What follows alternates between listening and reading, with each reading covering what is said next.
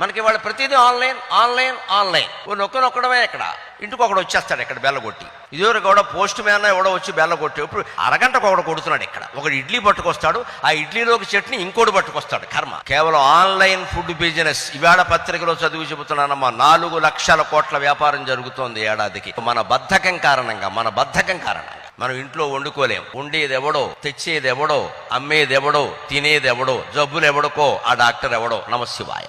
నీ జిహ్వ చాపల్యాన్ని నువ్వు మేనేజ్ చేసుకోలేవు. నువ్వు జీవితాన్ని ఏం మేనేజ్ చేస్తావు, కంపెనీని ఏం మేనేజ్ చేస్తావు? నీ జిహ్వ చాపల్యం మేనేజ్ చేసుకోముద్దు. ఏదో పొద్దున్న 4 ఇడ్లీ తింటే సరిపోయేదానికి ఇన్ని రుచులు ఎందుకండి? ఇంట్లో ఇంత చారు పెట్టుకుందుకు ఎవరికి ఓపిక లేవు, ఇంత అన్నం వండుకుందుకు ఎవరికి ఓపిక లేదు. ఇవాళ భార్య అంటే భర్త అంటే అన్నం పెట్టేవాళ్ళు కాదు, ఆర్డర్ పెట్టేవాళ్ళు తయారయ్యారు. ఆర్డర్ పెట్టేవాళ్ళు. నేను ఇటాలియన్ పెట్టుకుంటున్నా, నీకు బ్రిటానియా పెట్టమంటావా? ఇది ఇవాళ. ఆర్డర్లు పెట్టడానికి మనుషులు ఎందుకండి? అన్నం వండి పెట్టాలి కానీ.